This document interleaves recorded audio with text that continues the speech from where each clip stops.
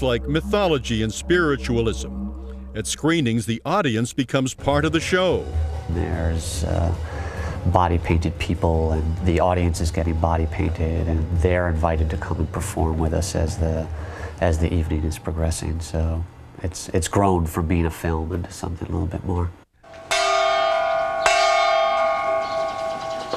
Such experimentation happens often at the Cloud Club house parties that are South End versions of Andy Warhol multimedia happenings. And while a 60s flavor sometimes permeates the Cloud Club, there's also a lot of 21st century work. Tom and Steve Martin, brothers originally from Belmont, grew up writing computer programs in grade school. Now they share cyber knowledge. I think that we're probably the kind of multimedia aspect of the house. That means anything from animation to web design, graphics, video production, everything electronic. We're kind of helping to usher this house into the new generation of digital art. There's always something new happening around the bend, and I mean, there's almost more than we can keep up with. So as long as it stays interesting and people are having a good time and doing what they want to do and making art, I guess that's the idea. Technician Noah Blumenson Cook has also found creative freedom here, helping organize the Cloud Club computer system.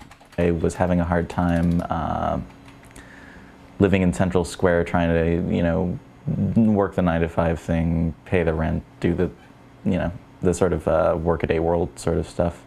I wanted a place to do sound and sculpture and tie electronics and computers into it. And this is definitely the most ideal situation to be in doing so. It's an ideal situation for Zaya Barker to do, well, everything. I do clothing design, and also I kind of meld that with costuming. I also do animation. I do hand-drawn animation that then is post-processed in the computer. And I do silent comedic live performance under the name Boney Lil. And I also do dance. But it can be a tough transition to the Cloud Club.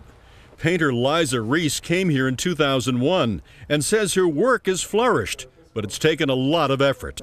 I did feel a little bit uncomfortable coming here because I knew that a lot of the art was performance-based and most of the people here were extroverts. And I felt a little bit like the odd man out at first.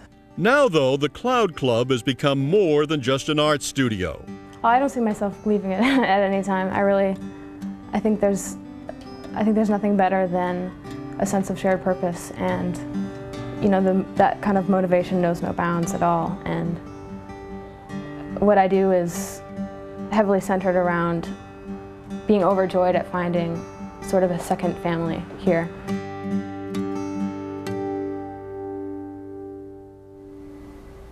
We're told the neighborhood on the whole accepts the bohemian presence of the Cloud Club. Lee Barron does acknowledge they're sometimes asked to hold down the noise at outdoor parties. The place is doing well artistically. Filmmaker Michael Pope recently toured Europe with that experimental film we told you about, Neovoxer.